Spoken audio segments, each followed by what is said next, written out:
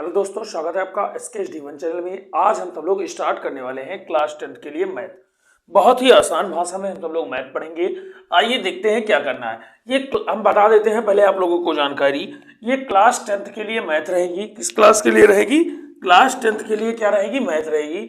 Math NCERT वाली होगी, जो आपको NCERT वाली बुक मिलती है। हम आपको दिखा देते हैं, 1 मिनट रुकिएगा, हम आपको दिखा देते हैं। ये वाली बुक जो होती है NCERT की, ये वाली जो बुक होती है, यही आपकी पढ़ाई जाएगी।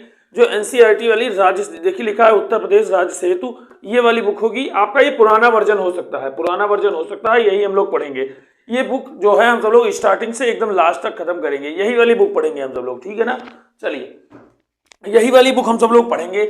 इसमें क्लास 10th के लिए मैथ रहता है। NCERT 2023-24 वालों के लिए पढ़ेंगे। 2023 में जिसका एग्जाम है वो सब लोग अपनी एग्जाम की अच्छी से प्रिपरेशन करें और तैयारी करें। हम लोग उन लोगों को बहुत अच्छे से बता चुके हैं। महत्वपूर्ण टॉपिक चैप्टर 2 से हम सब लोग स्टार्ट करेंगे। चैप्टर 1 जो है, चैप्टर 1 जो है हम सब लोग सबसे लास्ट में करेंगे। लास्ट में चैप्टर 1 हम सब लोग कब करेंगे? लास्ट में करेंगे। थोड़ा सा वो वैसा चैप्टर है, उसको हम सब लोग लास्ट में करेंगे। बहुत आसान बात है। चलिए, हम सब लोग क्या करते हैं, सेकंड चैप्टर से स्टार्ट करते हैं, जिसका नाम है बहुपद, जो जिसकी इंग्लिश होती है पॉलिनोमियल, ठीक है ना। मेन टॉपिक हम सब लोग बेसिक करेंगे। आज इस चैप्टर का बेसिक करेंगे। सबसे इंपॉर्टेंट बात है बेसिक क्या होता है। देखिए, अगर आपके पास मान लीजिए बेसिक करने से ये होता है, जैसे आप मान लीजिए जोड़ घटाव गुणा भाग जानते हैं, उसके बाद आप इन सब चीजों को जान जाएंगे तो ये बहुपद वाला चैप्टर आपका आसानी से हो जाएगा। समझ में आ गई बात? बहुपद वाला चैप्टर आपका आसानी से हो जाएगा। अगर आप बेसिक नहीं जानेंगे तो ये बहुपद वाला चैप्टर आसानी से नहीं हो पाएगा। आप लोगों को बात समझ में आ रही होगी। चलिए, तो सबसे पहले हमारा इस टॉपिक का पहला पॉइंट है चर। चर क्या होता है? तो देखिए, हम एक एक टॉपिक जो है क्लियर करते हुए चलेंगे। आप लोगों को क्या करना है, बस ध्यान देना है इसमें। चर, ध्यान से ध्यान दीजिएगा। चर वो होता है जिसका मान जो है परिवर्तित होता रहता है। जैसे आप लोग को पहले बताया गया होगा, चर होता है x, y, z, a b c, dot dot dot dot dot, मतलब जो अल्फाबेट में हो उसको चर बताया गया होगा आप सब। लेकिन ये जानिए कि जो अल्फाबेट में होता है वो चर नहीं होता है, जिसका मान बदलता रहता है। जैसे मान लीजिए टेम्परेचर हुआ। क्या हुआ? टेम्परेचर क्या मतलब? जैसे मान लीजिए तापमान हुआ। तापमान का मान चेंज होता रहता है। आज 32 डिग्री, कल 30 डिग्री, कल 29 डिग्री, कल 19 डिग्री, ऐसे टेम्परेचर का मान क्या होता है? चेंज रहता है। तो टेम्परेचर क्या है? टेम्परेचर है चर। क्या है? चर। टेम्परेचर क्या हो गया? चर। अब दूसरे नंबर पे आते हैं, चर आपको बहुत अच्छे से समझ में आ गया होगा। दूसरे पे आते हैं अचर। क्या है हमारा दूसरा है अचर। अचर क्या होता है? अचर जिसका मान फिक्स हो। जैसे मान लीजिए हमने कह दिया 5, इसका मान फिक्स रहेगा। 5 को बदल के कुछ, ये तो होता नहीं कि यहाँ पे हम लोग 5 बोलते हैं, श्रीलंका में 5 से 6 बोला जाता हो, नहीं।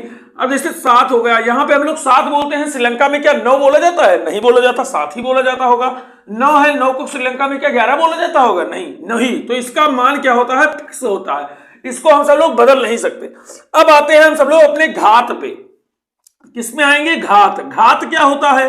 तो बहुत ही आसानी से समझेंगे। जैसे मान लीजिए हम सब लोग लिख दिए हैं 2x की पावर 5। अब ये 5 क्या है? घात। तो कोई पूछे अगर इसमें घात क्या होगा, तो इसमें घात कितनी हो जाएगी? 5 हो जाएगी। एक और लिखते हैं एग्जाम्पल आपके लिए। मान लीजिए लिख दिया गया 2x की पावर 5 प्लस x। अब इसमें पूछा गया घात कितनी है, तो मेरी बड़ी घात बतानी है। बड़ी घात कितनी है? 5। तो ये हमारा आंसर हो जाएगा। समझ में आ गई बात? ये है बेसिक। बहुत आसानी से हम सब लोग इसको समझ रहे हैं धीरे धीरे। अब हम सब लोग क्या करेंगे, कल से 1 बाय 1 चैप्टर स्टार्ट करेंगे। अभी हम सब लोग बेसिक समझ ले रहे हैं, हमारी रीढ़ की हड्डी जो है मजबूत हो जा रही है। कल हम सब लोग बहुत अच्छे से फर्स्ट चैप्टर से स्टार्ट करेंगे, वो 2A से। चलिए, अब हमारा है पद क्या होता है, इसको हम सब लोग जानेंगे। पद देखिए, अगर मान लीजिए हमने लिख दिया 5x, 4x, 3। अब पूछा जाएगा इसमें पद कितने हैं, तो 1, 2, 3। लेकिन इसी स्थान पर हमने ऐसे लिख दिया 3x, 5y, 4z। तब पूछा जाएगा पद कितने हैं, तब हम सब लोग बताएंगे केवल एक पद है। या कि ये क्या मतलब हुआ?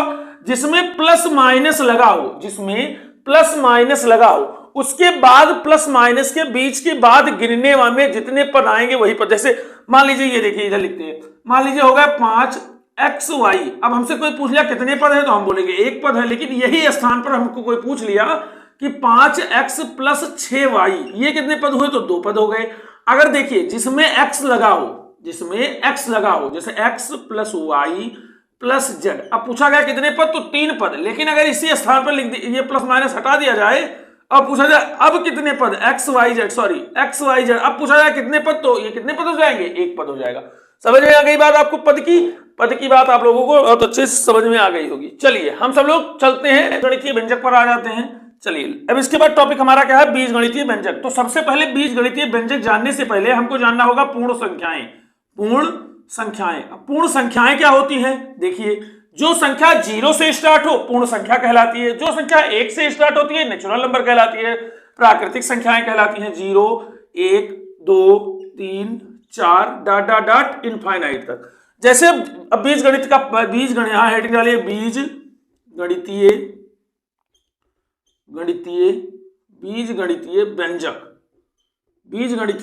व्यंजक। आइए देख लेते हैं।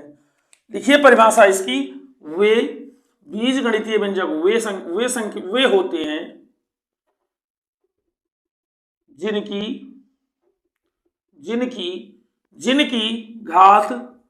जिनकी घात पूर्ण संख्या हो।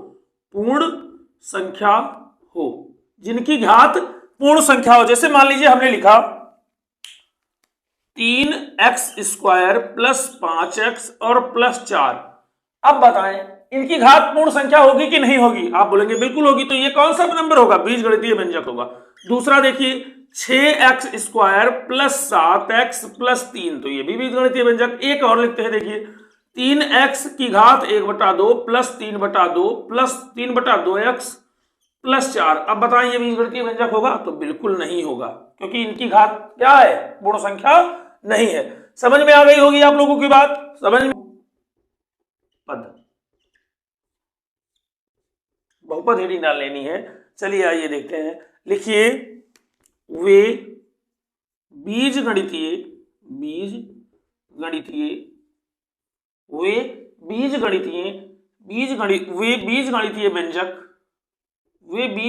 व्यंजक जिनके चर की घात एक पूर्ण संख्या हो। वे बीजगणितीय व्यंजक जिनके चर की घात एक पूर्ण संख्या हो। कैसे, देखिए मान लीजिए हमने लिख दिया 3x² प्लस 5x प्लस 6। अब देखिए इनकी घात, एक x की घात कितनी है, यहाँ पे 1 है, तो ये क्या है, पूर्ण संख्या, तो ये क्या हो जाएगा, बहुपद हो जाएगा। दूसरा लिखते हैं 3x की घात 5 प्लस 6x² प्लस 3। अब ये देखिए इसकी घात कितनी, 5, 2, तो ये कौन सा क्या हो जाएगा, बहुपद हो जाएगा। ऐसे लिख देते हैं 3x की घात 1/2 प्लस 6x की घात 1/3 प्लस 5। अब बताइए ये क्या बहुपद है, तो आप कहेंगे बहुपद नहीं है। समझ में आ गई बात। चलिए अब हम सब लोग देखेंगे बहुपद की घात क्या होती है। आइए यहीं पे देख लेते हैं। बहुपद की घात का मतलब है डिग्री। क्या है, डिग्री। जैसे मान लीजिए हमने लिख दिया 6x² प्लस 5x प्लस 4। अब आपसे पूछा जाएगा कि इसमें बहुपद की घात कितनी है, तो आप इसमें बताएंगे इसमें बहुपद की घात कितनी है, 2। कितनी हो जाएगी, 2। फिर एक क्वेश्चन फिर दिया जाएगा 6x की घात 8 plus 6x² plus 5x plus 15। अब पूछा जाएगा इसमें बहुपद की घात कितनी है, तो आप फिर बता देंगे क्या है कि इसमें बहुपद की घात कितनी है, 8 है, इसमें 2 है। समझ में आ गई बात। तो ये होता है बहुपद की घात और ये होता है बहुपद। आप लोग स्क्रीनशॉट ले लीजिए, ठीक है ना। चलिए अब हम सब लोग क्या करते हैं, बहुपद का मान देखते हैं। आइए चलिए हम सब लोग देखेंगे बहुपद का मान। चलिए देखते हैं। जैसे मान लीजिए कोई बहुपद हमको दिया है x² प्लस 5 और हमको कह दिया गया है कि इसकी वैल्यू कितनी रखनी है, हमको 1 रखनी है।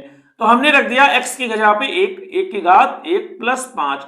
तो 5 और 1 का स्क्वायर 1 ही हो जाता है, और 5 और 1 कितना हो जाएगा, 6। इसको कहते हैं बहुपद का मान। फिर से समझ लीजिए आगे एक क्वेश्चन और समझ लीजिए। मान लीजिए कह दिया गया है हमको x² प्लस 5x और प्लस का 2। अब हमको कह दिया गया है कि x बराबर कितना रख देना है, 5 रख देना है। तो 5 रख देना है, तो 5 रख देते हैं। तो 5 का स्क्वायर हो जाएगा यहाँ पे, 5 का स्क्वायर प्लस 5 इंटू 5 की जगह पे 5 प्लस का 2, 50 के 25 और 50 के 25 और 25 25 50 और प्लस 2 52। हमारा आंसर बहुपद का मान कितना आ जाएगा? 52 आ जाएगा। कब? जब हम x बराबर क्या रखेंगे? 5 रखेंगे। आपको समझ में आ गई होगी बातें, आपको बातें समझ में आ गई होंगी। अब हम सब लोग चलते हैं, बहुपद का मान हो गया हमारा, बहुपद का क्या हो गया? मान हो गया। अब हम सब लोग सब चलेंगे बहुपद के शून्यक पर। बहुत ही अच्छा टॉपिक, बहुत ही जानदार टॉपिक। चलिए हेडिंग डाल लीजिए, बहुपद का शून्यक। चलिए देखते हैं, लिखिए, वे बहुपद के शून्यक हम उसे कहते हैं, हम उसे कहते हैं जिसे हम, जिसके प्रयोग से हम